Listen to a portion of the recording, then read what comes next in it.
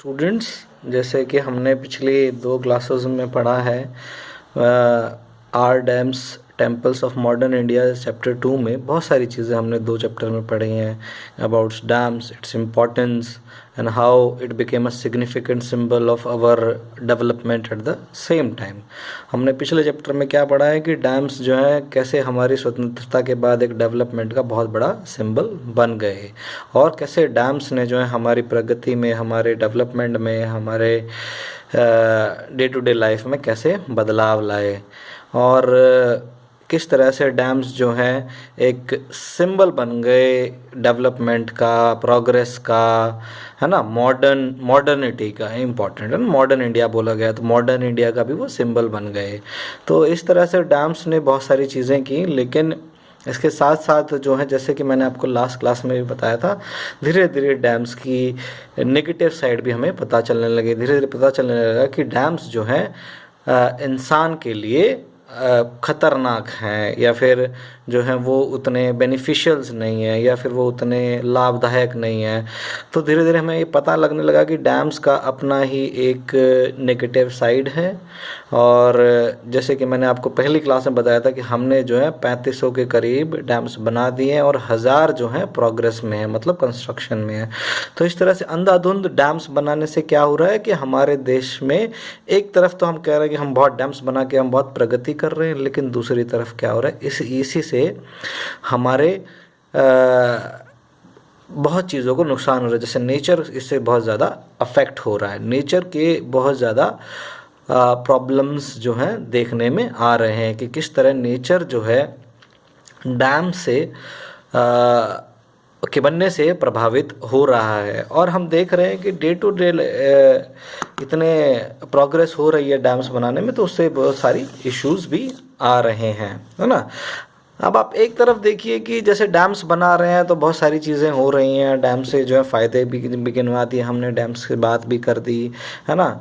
लेकिन आयरनी देखिए, आयरनी का मतलब होता है उसका अपोजिट देखिए, है ना। भारत में हम डैम्स बना के पानी तो इकट्ठा कर लेते हैं, लेकिन फिर भी भारत के अंदर ही एक बड़ी संख्या में लोग हैं जिनको पानी मुहैया नहीं है, साफ़ पीने का पानी मुहैया नहीं है। साफ़ पीने का पानी के लिए उन्हें जो है 10-10 किलोमीटर तक जाना पड़ता है, या फिर जो है उन्हें जो है नदी में जाके कहीं पे खुदाई करके उसको उससे बाहर निकालना पड़ता है। तो ये जो है इश्यूज जो हैं बहुत ही प्रॉब्लमेटिक है कि एक तरफ तो हम बहुत सारा पानी इकट्ठा कर रहे हैं, लेकिन दूसरी तरफ महाराष्ट्र में, राजस्थान में और कई, मध्य प्रदेश में भी शायद कई जगहों पर लोगों के पास पीने का पानी नहीं है। और साफ़ पीने का पानी कितने प्रतिशत लोगों के पास है उसका तो आप एक डाटा अलग से ही भी मिल सकता है कि कितने प्रतिशत लोग जो हैं साफ़ पानी पीते हैं, है ना। दूसरी तरफ जहाँ हमें बेसिक फैसिलिटीज़ नहीं है ना, तो सरकार जो है बेसिक फैसिलिटीज़ को बनाने में सक्षम नहीं हुए हैं, जो कि अभी डैम्स बनाने में ज़्यादा इम्पोर्टेंस शो कर रहे हैं, है ना। डैम्स देखिए, बेसिक फैसिलिटीज़ में क्या आता है, खाना, रोटी, कपड़ा और मकान, है ना। रोटी, कपड़ा और मकान, ये 3 चीज़ आती हैं, रोटी, कपड़ा और मकान। तो जब सरकार जो है ये 3 बेसिक चीज़ें मुहैया नहीं करा पा रही, आपको पता है कि भारत में पॉवर्टी, गरीबी कितनी ज़्यादा है ना। और लोगों के पास खाना भी शायद उपलब्ध नहीं हो पाता है, बहुत कम लोग जो होते हैं के पास जो है रोजी रोटी या फिर ढंग से खाना मिल पाता है। तो हम लकी लोगों में से हैं, किस्मत वाले लोगों में से जिनको कि डेली खाना मिल पाता है। तो ये बात आप समझिएगा कि हमें अगर डेली खाना मिल रहा है तो हम बहुत लकी लोगों में से हैं, क्योंकि अभी भी जो है काफ़ी प्रतिशत लोग, शायद 30% के आसपास लोग जो है, 27% अगर जहाँ तक मैंने लास्ट टाइम पढ़ा था, वो अभी भी अंडर पॉवर्टी लाइन, यानी गरीबी रेखा से नीचे रह रहे हैं। तो भारत जैसा देश जहाँ पे कि लोगों को खाना मुहैया नहीं है, जहाँ पे साफ़ पानी नहीं है, तो हमें डैम्स बनाने की क्या ज़रूरत है ना। ये बहुत इम्पोर्टेंट सवाल है जो कि हमें पूछना चाहिए, जो कि हमें समझना चाहिए। अब लोगों के पास सेफ ड्रिंकिंग पानी नहीं है, पीने का पानी नहीं है, सेफ तो बाद की बात आएगी ना। तो पीने का पानी नहीं है, तो अब जो है उसमें कैसे हम जो है ये सारी चीज़ें कर लें। तो हमें सोचना चाहिए कि किस तरह से जो डैम्स हैं वो केवल एक पर्टिकुलर कम्युनिटी या पर्टिकुलर क्लास को कैटर कर रहे हैं, है ना। जैसे कि गरीब के लिए डैम्स का कोई फ़ायदा नहीं है। गरीब जो किसान है, मज़दूर है या गांव में रहने वाला इंसान है, उसके लिए डैम से नुकसान ही नुकसान है ना। और डैम से फ़ायदा किसको हो रहा है? रिच क्लास को, है ना। तो रिच एंड पुअर का भी हम इसमें एक एस्पेक्ट देख सकते हैं, जिसमें कि गरीब जो है डैम्स बनाने से कोई फ़ायदा नहीं हो रहा है ना, है ना। अभी भी जो है बहुत सारे गाँव में बिजली नहीं पहुँची है, ये याद रखिएगा, है ना। अभी भी बहुत सारे गांव में जो है पीने का पानी जो है अच्छे से नहीं पहुंच पाया है। तो ये सारी चीज़ें आपको बताती हैं कि किस तरह से डैम्स जो हैं कुछ क्लास को, कुछ लोगों को या कुछ प्रतिशत लोगों के लिए ही फ़ायदेमंद है। तो गरीब लोगों को जिस तरह से मैंने बताया, डैम से क्या कर देते हैं, उनको एक जगह से दूसरी जगह पे डिस्प्लेस कर देते हैं कि भाई आप जाओ, हम तो डैम बना रहे हैं, आप अपना घर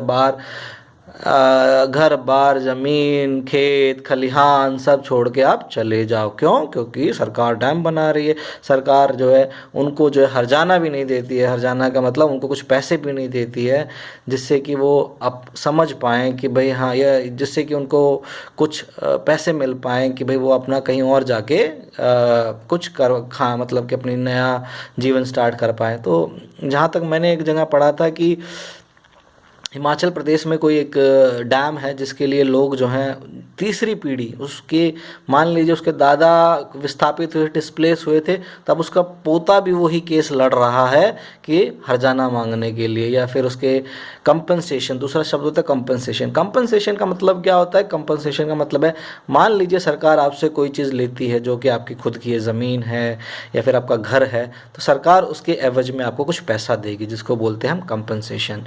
लेकिन सरकार ने अभी तक बहुत लोगों को उसमें कंपनसेशन भी नहीं दिया है। अच्छा, दूसरा सबसे बड़ा इम्पोर्टेंट सवाल है कि हम भारत एक लोकतांत्रिक देश है ना। लोकतंत्र का मतलब इंग्लिश में क्या कहते हैं? डेमोक्रेसी। डेमोक्रेसी में का मतलब जनता के लिए, जनता के द्वारा और जनता की बेनिफिट के लिए बनाया गया एक सरकार, है ना।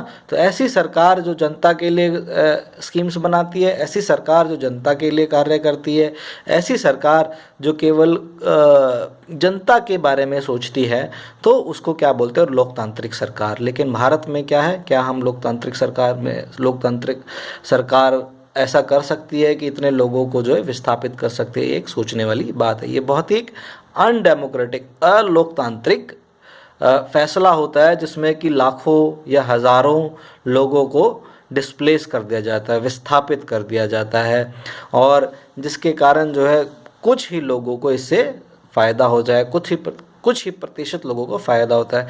अब मान लीजिए जो लोग, मैंने जैसे आपको बताया था कि एक गांव में 100 लोग रहते हैं, अगर 100 लोगों को डिस्प्लेस किया गया, विस्थापित किया गया, तो वो बेरोज़गार हो जाएंगे ना। उनका जो रोज़गार चल रहा था, मान लीजिए वो खेती कर रहे थे, मान लीजिए वो कुछ भी उगा रहे थे, या उस गांव में जो एक 4 दुकानें भी थी, तो वो 4 दुकानें चला रहे थे लोग, और उस गांव में कुछ और भी काम था, मान लीजिए शाम को सब्जी लगती थी तो वो भी कोई लगाता था। तो इस तरह से मान लीजिए 100 लोग जो हैं उस गांव में अपना काम कर रहे थे, अपना जीवन यापन कर रहे थे। सरकार जब उन 100 लोगों को विस्थापित करती है, डिस्प्लेस कर देती है, तो वो कहाँ जाएंगे? ये बहुत इंपॉर्टेंट सवाल है, जैसे कि मैं आपको पिछली क्लास में बता रहा हूँ। तो अगर वो अनएम्प्लॉयड हो जाते हैं, बेघर हो जाते हैं, बेरोज़गार भी हो जाते हैं, तो वो रोज़गार कहाँ मिलेगा, है ना। अगर वो बेरोज़गार हो जाएंगे तो फिर क्या हो जाएंगे? वो गरीब भी हो जाएंगे, गरीबी रेखा से नीचे आ जाएंगे, और इससे क्या हो जाएगा? पॉवर्टी बढ़ेगी। क्या बढ़ेगी? गरीबी जो है देश की बढ़ेगी। तो जो है डैम बनाने से जो है बहुत नुकसान भी हुआ है, ये अब जो है लोगों को समझ में आ रहा है। सामाजिक कार्यकर्ता, जिसे क्या बोलते हैं, सोशल एक्टिविस्ट, और जो नेचर लवर्स होते हैं, नेचर को प्यार करते हैं, नेचर के बारे में समझते हैं, उनको भी ये लग रहा है कि डैम्स बनाने से कोई ज़्यादा फ़ायदा नहीं है। मैं आपसे दोबारा कहना चाहूँगा कि जिन लोगों को कुछ लेक्चर सुनने में आवाज़ में प्रॉब्लम आ रही है या फिर समझ में नहीं आ रहा है, तो वो कमेंट्स में ज़रूर लिखें, ताकि मुझे पता चले कि मुझे क्या अपडेट देना है आपको, क्या नई चीज़ बतानी है, या फिर नई तरीके से कोई आपको ये वीडियो बनाना है। तो इसके लिए मैं आपसे रिक्वेस्ट करूँगा कि आप जब भी कुछ प्रॉब्लम आए तो आप प्लीज़ मुझे इन्फॉर्म करें। Thank you.